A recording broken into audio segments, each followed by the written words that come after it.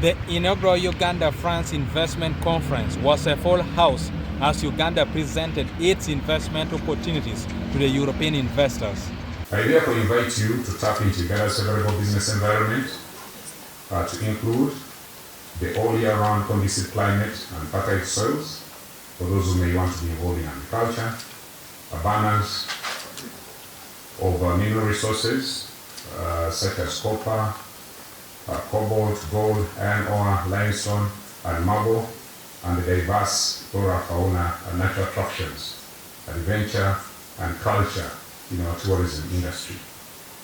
The Permanent Secretary of the Ministry of Foreign Affairs, Vincent Waiswa-Bagire, officiated the opening on behalf of the Foreign Affairs Minister, emphasizing the need for stronger economic and commercial diplomacy to boost trade and investment between Uganda and France. We wish to declare the inaugural Uganda-France Forum open.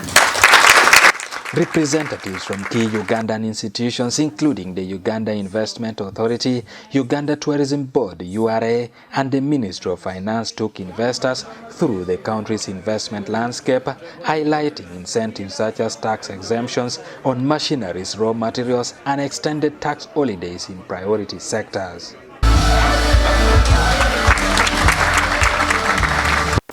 We have abundance of tax and non-tax incentives. We give you 100% repatriation. So all of these stories cannot be told to one person and the other. That's why as a mission, we felt it worthy to call a forum, and I want to thank the government of Uganda, ministries, and all the MDAs that participated. And it is because of them that we were able to unlock a range of companies.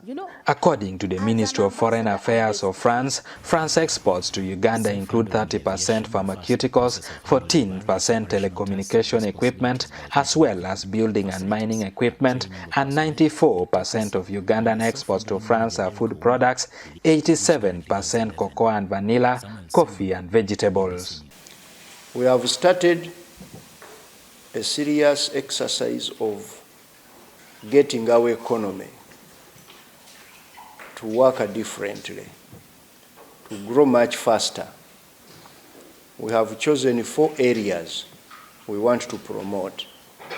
Ramathan Ggoobi, the Permanent Secretary of the Ministry of Finance, stated that Uganda is shifting its economic approach to prioritize agriculture, tourism, mineral extraction, and ICT. We want to digitize Uganda to make everything as smooth and seamless as you see them in this developed world. On the second day, the Ugandan delegation engaged directly with the French business leaders interested in sectors like air transport, satellite development, and debt management. Mission is abroad. Get investors from France to come to Uganda. Number 2 is markets. So France should increase the import of products from Uganda.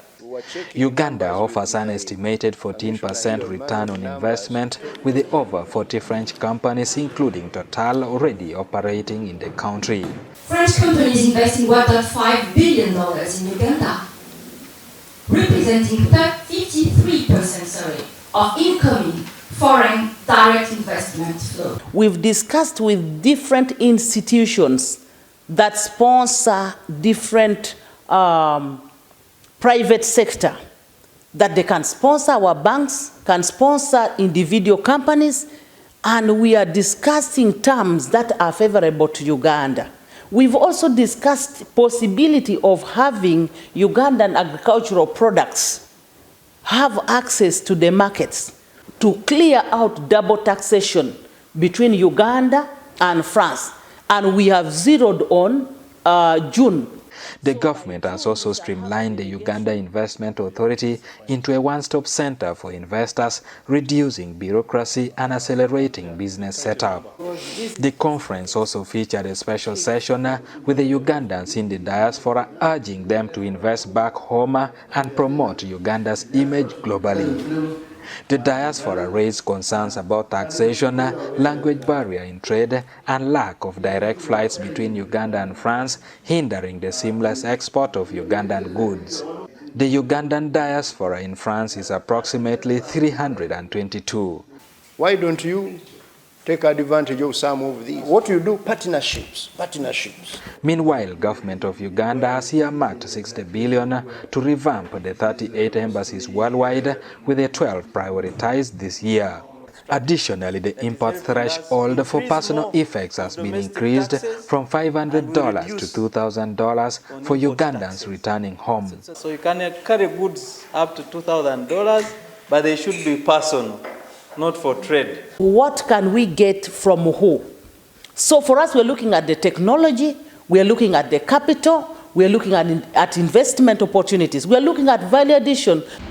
Uganda's message is clear. The Pearl of Africa is open to business, and the time to invest is now. I'm Edi Olwa, reporting for UBC TV News here in Paris, France.